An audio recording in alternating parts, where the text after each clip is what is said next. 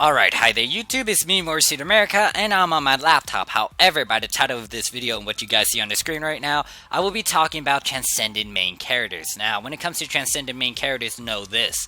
When Season 5 or Chapter 5 comes out for the Korean Dragon Blaze, all of your characters you own on your account or accounts will transcend. It's automatic. And the other thing I want to mention is, when you make one new character, that character can transcend as well, and I think, if I remember correctly, they can also level up to 120. It's somewhere in the Korean Dragon Blaze blog patch notes for Season 5. I can't remember, I can't speak. I can't remember it off the top of my head because I'm doing a lot of work here and there. Anyways, before I get started, if you want to play the Korean Dragon Blaze, if you want to join the Dragon Blaze Discord, if you want to know X, Y, and Z, you can find a lot of stuff in the description below. So, when it comes to Transcended Allies as well, I forgot to mention, or Transcended Main Characters, I think you will not be able to equip a key onto them. Because, one, I think Transcended Main Characters will be stronger than an ultimate status key. And two, Transcended Allies cannot equip a key. So, yeah, pretty much Transcended Main Characters might follow that same rule. This does not rule out the fact that the developers of Dragon Blaze might give us Transcended keys or something better. Who knows? I have no fucking clue whatsoever.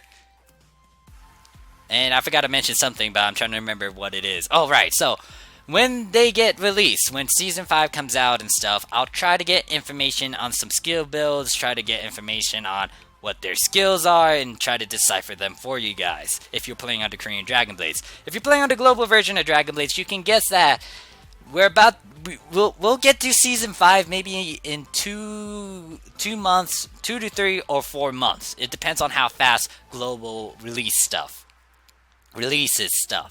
Alright, so know this, when I actually look over these characters, I might be a bit pervy, I might be stating too much things here and there with their designs, but you know what, this is just me giving you guys my honest opinions about these Transcendent Main Characters. I already knew what they look like because I showcased that in the, pre-registering for the Korean Dragon Blaze and Global Dragon Blaze video, but I didn't take the time to sit down and look at them a bit more thoroughly. So, let's get started. On the screen right now, we have the Transcended Archer main character, and to be honest, her design didn't change as much, but still, I love it. Especially because I didn't like the Awakened version of the Archer, maybe because she did show a good amount of cleavage, but it wasn't that revealing compared to what she has right now. I mean, you can see a lot more skin with her Transcended look compared to her Awakened look, and even her regular look. But when it comes to the Archer character, I like it. I give it a thumbs up. Now, this is kind of a stereotype of me, this is more of a stereotype mindset I kind of have when it comes to elves, but when I see or hear about an elf, they should be fucking pretty as hell. And that's what I see right now when it comes to the Archer. She's sexy, she's hot, and I would do stuff, but I'm not going to go into details about it. And I think the statement that I'm going to say next is kind of obvious, but when they awaken or when they transcend, it seems like their boobs fucking grow every fucking time. But I'm not complaining. It's a good fucking thing to me. And like I said, I'm being very fucking pervy right now, guys.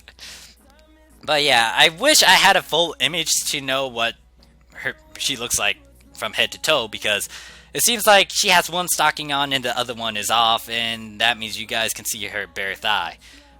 It's only one though, the other one's still covered in a stocking, but if you got a stocking fetish though, there's something to look at. And I just brought up something that I should not have brought up. But anyways, yeah, it looks like her weapon, well, nah. I mean, the weapon design should be what the Raid 120 is, I guess, but I don't know. I might be wrong. That might be a different type of weapon. But I shouldn't go into details about that. But yeah, Archer, once again, I really like the design for it. Now, moving on. Alright, on the screen right now we have the Transcended Paladin main character. When it comes to his design, I'm okay with it. Now, this is kind of like a typical look for a Paladin, you know, donning armor and just having a shield and something. Well, he's holding a hammer, I think, but yeah, I'm okay with the armor design and his majestic cape stuff. Like I said, kind of like a stereotypical look for a Paladin class character. But what I can't get over is his damn face. I'll explain why right now. And to be honest, my face isn't pretty to look at as well, but when it comes to the Transcended Paladin, I like the Awakened Paladin a lot more. And once again, it's because of the damn face. Like, if you look at the Awakened Paladin, I might have a picture of him on the screen right now. He looks young. He doesn't look old, and I don't know. I like the Awakened version better than the Transcended look. It seems like his Transcended face for the Paladin is a revamped version of his original face. And if you need a picture of the original Paladin, I'll put it on the screen as well. But pretty much when it comes to the Transcended Paladin character, I'm not really a big fan of his revamped version. And most likely I will be getting a costume so I can alter his look. And I'm gonna miss my damn suit because I love wearing that damn suit on my Paladin. But yeah, with the Transcended Paladin, he's gonna be ranked really low on my list. And pretty much I'm okay with his design. Next we have the Transcended Warrior main character. Now, he looks the same. If you take his awakened form, most likely I will have it on the screen right now. You can see a lot of similarities here and there. However, there is a big difference to the Transcended look and his awakened look. The Transcended look doesn't pose any sort of sinister or, you know, it doesn't look that menacing. That's what I'm trying to say. Compared to his awakened look, you look at his armor, you look at his face and his gaze, it looks very, very evil, or it looks a bit threatening. But for the Transcended Warrior, it looks like, you know, he's kind of like that typical sort of hero you would find, or a typical sort of knight you would see here and there in some sort of fantasy world that's serving a king or some noble. So when it comes to the warrior, the Transcended Warrior, I'm okay with his design, and I give it a thumbs up compared to the Paladin. But moving on. Alright, so next is the Transcended Mage main character, and let me just say this. Now, when it comes to the Mage character, I'll just say that I'm a big sap when it comes to pink hair and white hair girls. There's a big reason to why, but I'm not going to get into it because that's a bit too personal. But I like the theme that they're going for with the Transcended Mage character. I like the getup, or like, it's kind of obvious that she is a mage and a sorceress because of her attires with the witch hat and all that other good sorts, but it looks like she altered her outfit to look I wouldn't say majestic, because when I think of majestic, I think of very, very proper gowns. Like, you wouldn't show as much skin with a majestic looking dress or elegant looking dress. Her outfit shows a good amount of skin, I think. Like, you can see her thighs. I wouldn't call the outfit majestic, but going back on topic, yeah, I think she decided to alter her mage attire so it can look proper. She looks like a very rich lady. Let's stick with that. But other than that, I really, really, really like it. Now, it looks like, well, did she have makeup? I think she had makeup in her awakened form as well, but it looks like she has a little bit more makeup when it comes to her transcended. Yeah, when it comes to her transcended look. Which, I'm not a big fan when it comes to girls using makeup, but you know what? If they want to make themselves look pretty and grab all of the guys' attention, I can't complain about that. Or if they're a lesbian and if they want to grab all the girls' attention as well, then I don't mind that either. But anyways, yeah, that's my entire opinion when it comes to the mage character. Looks like there's some other stuff going on in the background, like that little talent that's floating in her hand. Yeah, but it's covered up by the portraits of the rogue and the priest. But pretty much the mage character has that mage theme going on, but it's just altered to a very refined taste, a very rich taste, with all of the feathers and, you know, looking quite expensive. Next is the Transcended Rogue main character, and I really like his design and his new look. Technically, he's using the same face from his awakened form, but the difference in his hairstyle and armor appeals to me. And in my opinion, I would rank him as number 1 for the dudes. Now, I'm trying to describe why I like him and why it appeals to me, but to put it in very, very simple terms, he looks like a badass pirate. Or one of those bandits you don't want to mess with. But, yeah, like I said, I'm trying to find the right words to describe him, but to be honest, I just like his new look. So, if you guys can help me, maybe? I don't know. But yeah, I like his design. Maybe you guys don't like it, but to me, his new look appeals to me. And I'm repeating myself, and I apologize for that. Before I move on and talk about the remaining 2 Transcended allies, I want to point something out. It looks like the Transcended characters decide to grab whatever clothing they can find that's expensive as fuck or very majestic and noble-like and rich and just place it on themselves. Like, most of these guys have a fucking cape. Why the hell do they have a cape?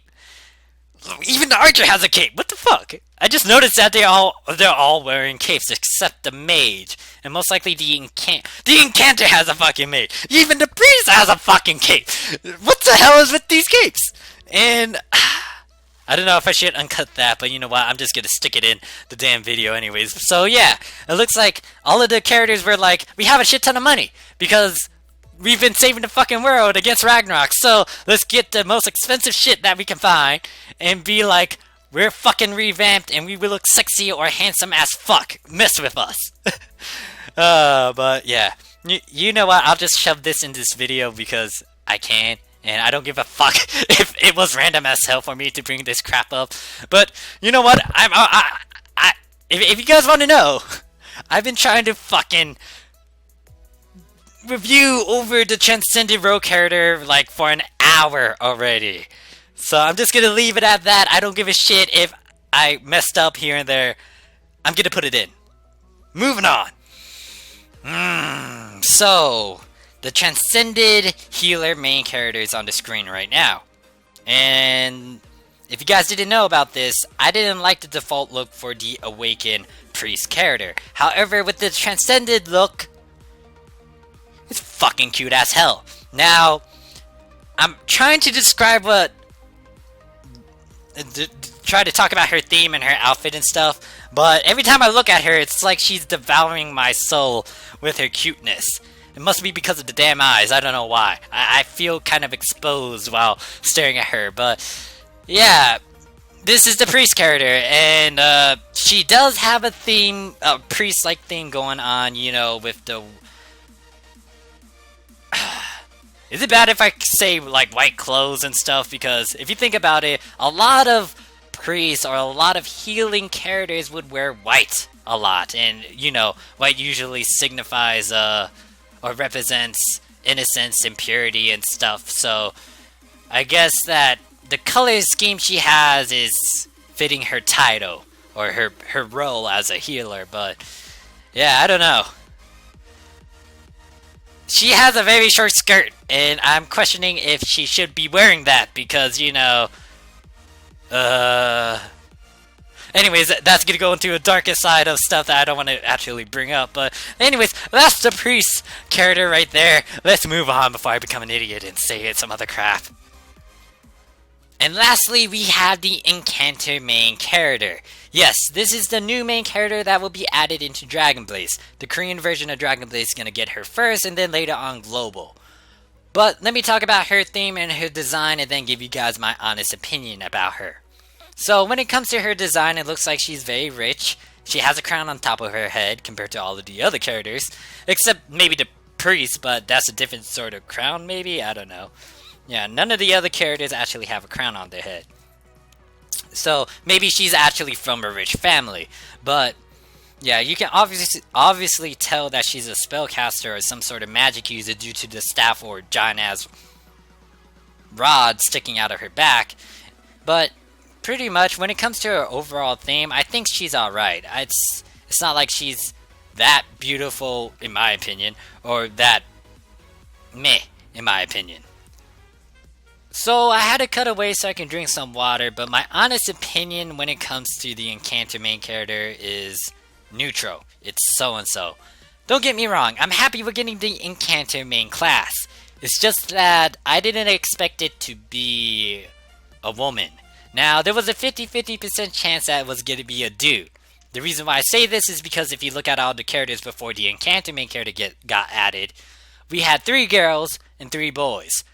The 3 girls are the Mage character, Archer, and Priest character. Then the 3 dudes are Paladin, Rogue, and then Warrior. So it was either going to be a boy or girl. But other than that, I don't know what to say. So I'm going to give her some love depending on her skills and what she can offer. And most likely I'll give her a little bit more love depending on her outfits later on, like the Christmas outfits, summer outfits and stuff. Hopefully they do release some summer outfits and I can't wait for that. But that concludes this video. Thank you guys for watching. If you do not play the Korean Dragon Blades, hopefully this kind of gives you a view on what's going on for the Korean Dragon Blades. And if you are playing the Korean Dragon Blades, are you ready for Chapter 5? Because I am, and at the same time I'm not, because I'm not prepared in actual gear and also allies and shit. But that's my own issues that I had to deal with. Let me know in the comments below who's your favorite Transcended main character. And out of all the guys, who do you like the most? Out of all the girls, who do you like the most? And what do you think about the design, the look for all of these new characters? And let me know about your opinions when it comes to the main Enchanter character. So before I conclude this video, let me state the rankings for the guys and girls. So I'm going from least to greatest, and then note that this is also my opinion and this is how I want to rank them. If you have something different, leave it in the comments below.